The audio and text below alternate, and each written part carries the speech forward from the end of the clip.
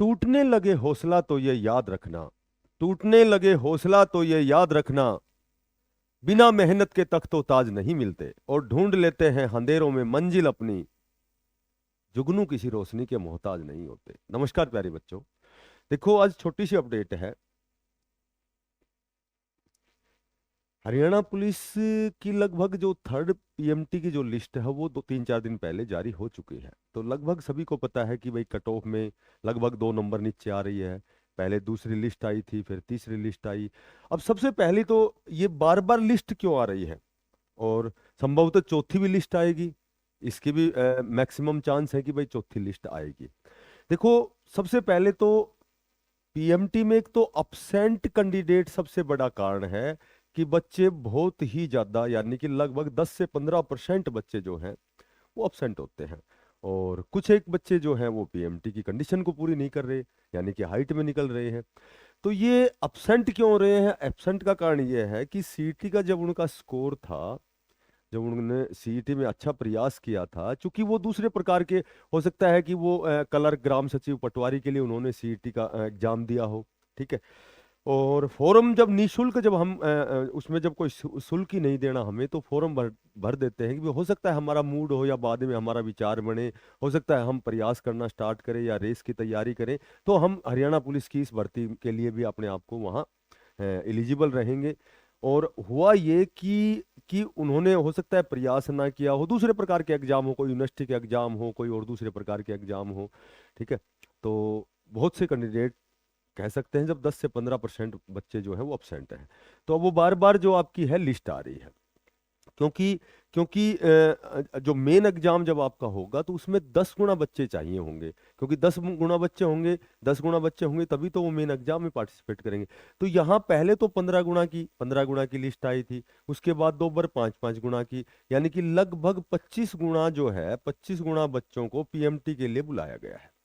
अब यहाँ अपसेंट लगाएं और प्लस डिस्क्वालीफाई लगाएं, तो लगभग 20 गुना जो बच्चे हैं हो सकता है उनका पीएमटी हो गया हो सकता है 18 गुना हो सकता है 20 गुना हो, ठीक है। ये अप्रोक्सीमेटली हम किसी चीज पर अध्ययन करते हैं या फिर उस पर कयास लगाते हैं, पॉसिबिलिटी करते हैं, तो 20 गुना के लगभग जो लमसम बच्चे हैं वो फिलहाल पीएमटी कर ले। अब इनकी जो दूसरी प्रक्रिया है पीएसटी की, तो पीएसटी आप सभी जानते हैं कि पीएसटी में पिछली बार लगभग 50% जो बच्चे हैं वो डिस्क्वालीफाई थे, क्योंकि रेस एक बहुत बहुत डिफिकल्ट स्तर है, बहुत ही कठिन चरण है कि भाई इस रेस वाली जो बाधा है वो बच्चा वो ही पार करता है जो बहुत लंबे समय से तैयारी करता है या बहुत अच्छे लेवल की तैयारी करता है।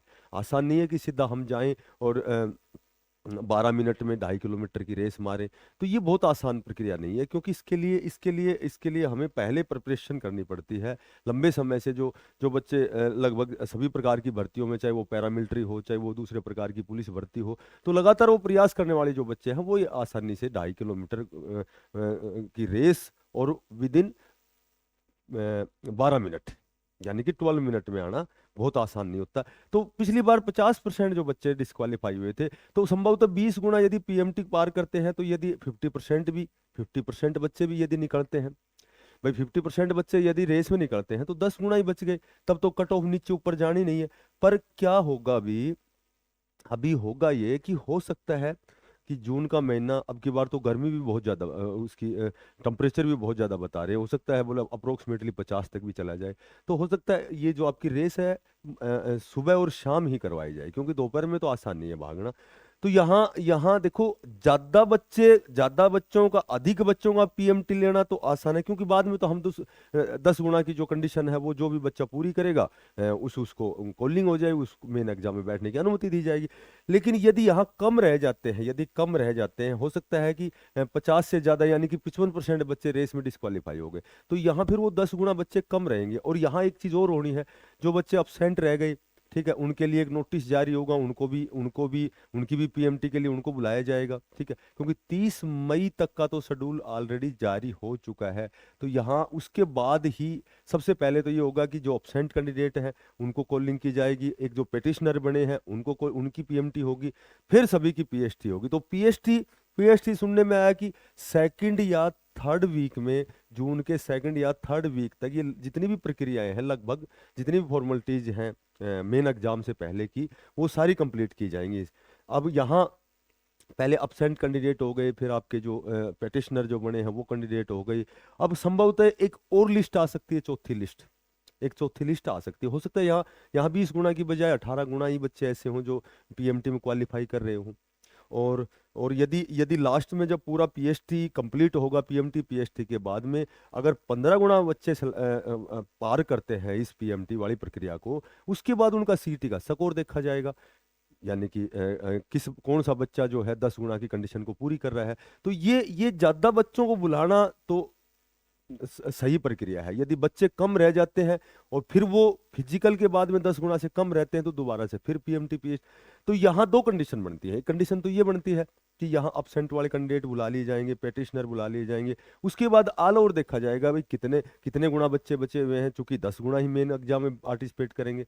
तो अब यहाँ हो सकता है कि पीएचटी जो है आपका, जब रेस वाली जो प्रक्रिया होगी, पीएचटी जब आपका होगा, फिजिकल जब स्टैंडर्ड टेस्ट होगा, उसके बाद में देखा जाएगा कि कितना गुना बच्चे जो हैं वो शेष बचेंगे, किस हिसाब से डे बाय डे कितने बच्चे रेस में डिस्क्वालीफाई हो रहे हैं। तो उस हिसाब से हो सकता है कि पीएचटी के बाद आपकी जो है वो एक पीएमटी की फिर लिस्ट निकले, या संभवतः अभी अभी अभी आपका जो 30 मई के बाद में ही आपकी एक लिस्ट और निकल सकती है, चौथी। और उसकी जो प्रोबेबिलिटी है, जो प्रायिकता है, जो संभावना है, जो पॉसिबिलिटी है, वो बहुत ज्यादा है।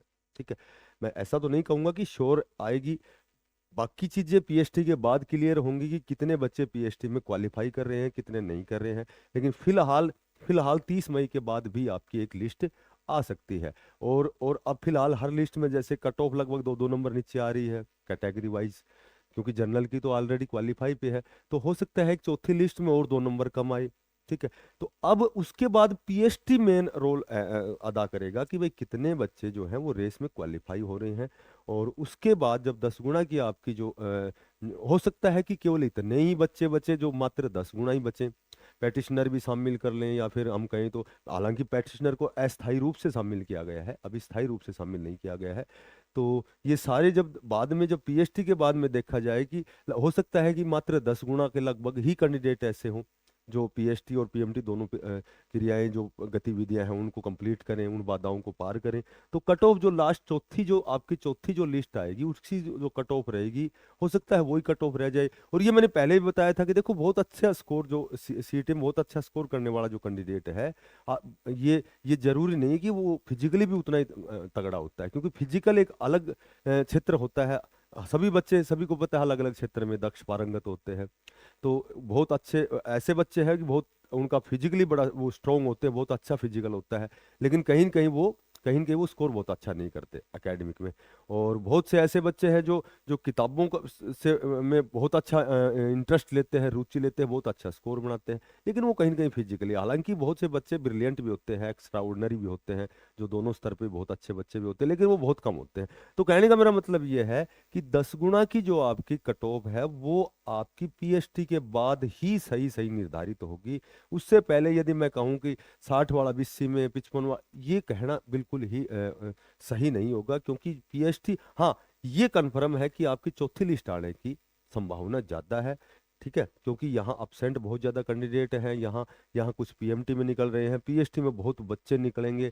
तो अधिक बच्चों का पीएमटी लेना इसलिए जरूरी है कि रेस में पिछली बार लगभग 50% बच्चे बाहर हुए थे। ठीक है, तो फीमेल पीएमटी की बात करें तो देखो, फीमेल पीएमटी पैरेलल में भी आ सकती है। आपकी सुनने में यह आया कि इधर जो है आपका जो बॉयज है, जो मेल कैंडिडेट है, उनका यहाँ पीएचडी स्टार्ट हो दूसरे ग्राउंड में जो फीमेल है उनका पीएमटी स्टार्ट हो।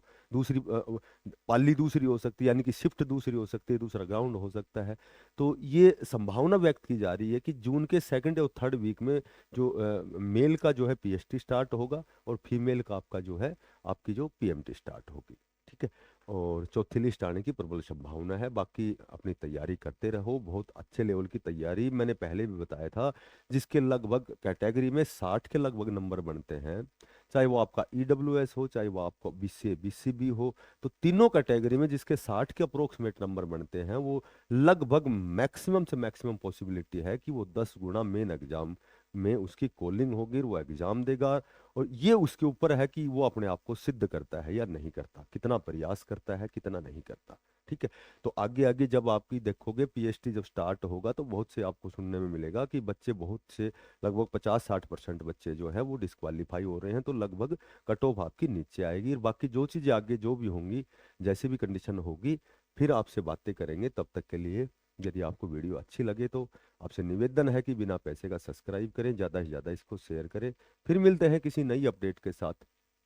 देखो, जो भी अपडेट हम बनाते हैं सभी अपने अनुभवों के आधार पर, अपने अध्ययन के आधार पर, ठीक है, जैसा उनको सही लगता है उस हिसाब से वो वीडियो बनती है। ऐसा नहीं है कि कौन सही कह रहा है कौन गलत कह रहा है। बाकी जैसी जो कंडीशन है उस हिसाब से ही ये सारी वीडियो बनती हैं।